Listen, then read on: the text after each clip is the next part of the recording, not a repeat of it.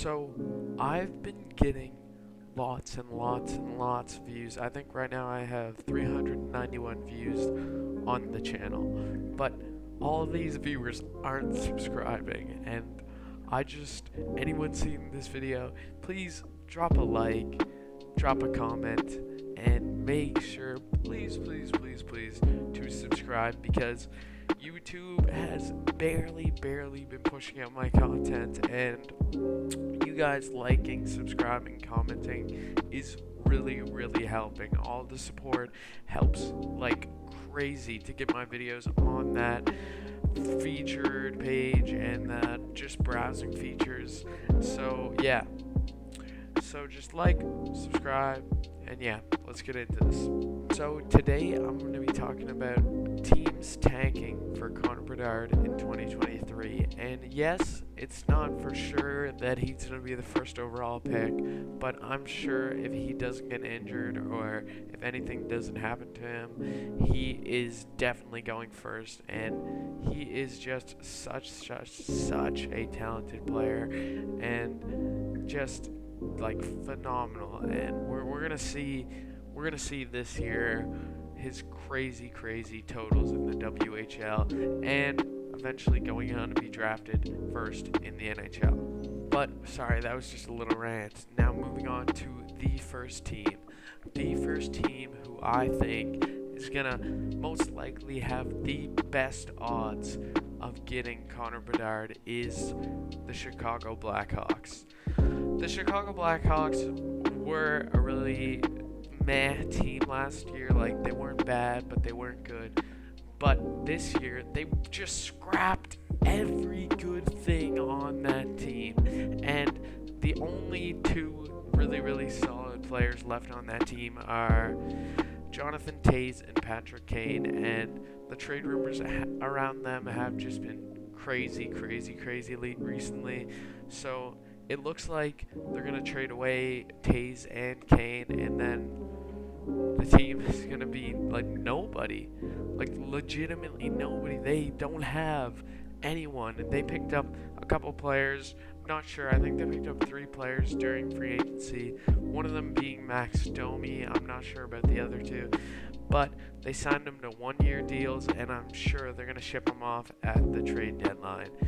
And it's just like they're out there playing franchise mode, just tearing apart this team, and just like why? And they traded away all their young core. Their young core was Alex DeBrincat, Kirby Doc.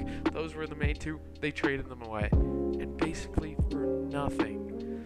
It is just wicked how Chicago's just absolutely going into a rebuild, a tank, and we're going to see this year. I am fairly sure they're going to have the first overall pick. But this team we're talking about next, I'm sure they'll be close and maybe even have the first overall pick.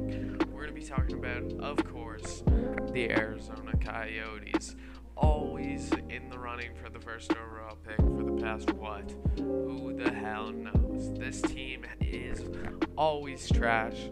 They have a very young core, but there's just nothing to say about them. They're so mid. They've always been mid, and I just don't know what to tell you. They're gonna have a high chance at that first overall pick, and mostly if they move Jacob Chikrin around the trade deadline or any time in the season, I think those odds are gonna go up by 100%. They're gonna start tanking like they always do, and this year is an absolutely stacked draft with Adam Fantilli, Connor Bedard, and Matvei Michkov as the top 3. So I'm almost certain that Arizona's not going to try at all to win games, and that's why they're also going to have a pretty high chance at that first overall pick. Now, moving on to team number 3, we're going to be talking about the Montreal Canadiens, and I know this might be a surprise to you because there's many other teams that could have this pick, but I just really think Montreal, last year they had a bad start, and then at the end they finish off strong with St. Louis, who they are bringing back this year. But I really think the GM of the Montreal Canadiens is just going to go out there and say, we got to lose. Because this draft is so strong. And if they can secure one of those top 3 picks, that can really help the Montreal Canadiens out.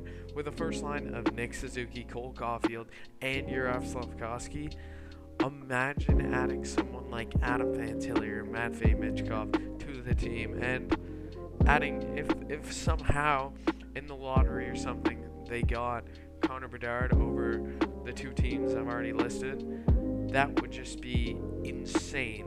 Having a first line Nick Suzuki, Juraj Slafkovsky, Cole Caulfield, second line freaking Connor Bedard, that would just be mind-blowingly awesome, and I really think that could just catapult, and I mean catapult, this team into playoff contention. And the rebuild has been going so well recently, so this could just really help. Taking a year to just slowly process and develop Juraj Slafkovsky, Cole Caulfield, Nick Suzuki. Give them 1 year to just mess around, do their thing, slowly but surely, not play Carey Price that much, maybe trade him away, and yeah, that can be really smart considering this draft is loaded. They get one of those 3 players, they're set.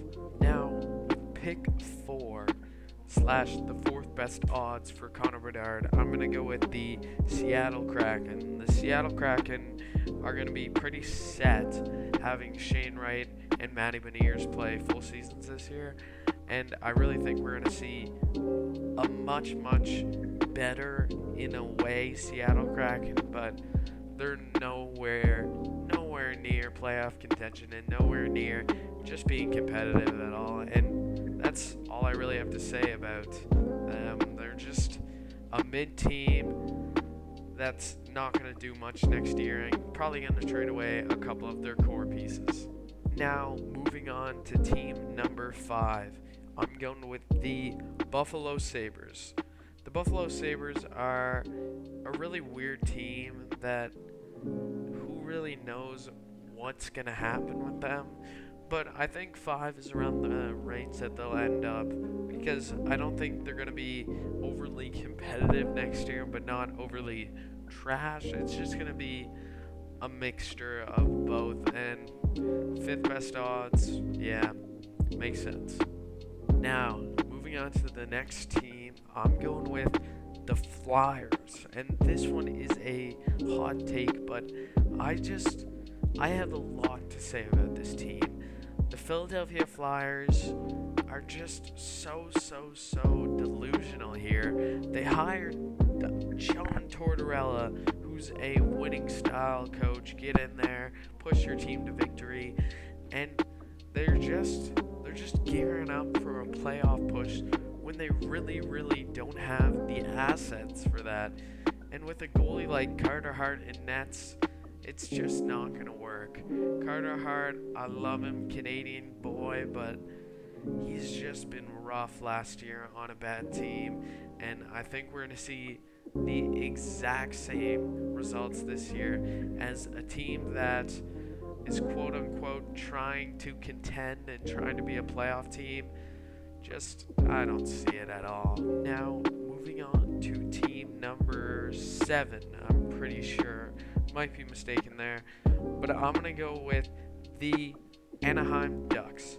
I feel like they could have been sooner in this video, but I just think with Mason McTavish added to the team, I think they're going to be pretty solid. And John Klingberg in the defensive end, I really see a lot of upside about this team, and a lot of people are saying they're going to be completely trash and nothing's going to happen, but I see a lot of upside, and I see a Calder Trophy for Mason McTavish and possibly like a 60-70 point season. I just really see some big upside on that team. But moving on to the next team, we're going to be talking about the San Jose Sharks, a team that really is trying to be competitive also and is just not, and they don't have the team, the assets, the anything to be competitive. They're just a mid team, and that's all I have to say. Not much to say about them. But moving on to the next team, we're going to go with the Winnipeg Jets. Winnipeg Jets, a very weird team who possibly is going to lose Mark Scheifele this year, considering some comments he said earlier in an interview about how he slowly wants to make his way out of Winnipeg. Also, Pierre-Luc Dubois wants his way out of Winnipeg. There's just not much going on there, and it makes sense to see the downfall of that team. Now, moving on to team number 9, I'm going with the Vancouver Canucks. Vancouver Canucks were a weird team last year, hit with a lot of COVID and a lot of injuries, but not much to be said about them. All just a pretty average team overall.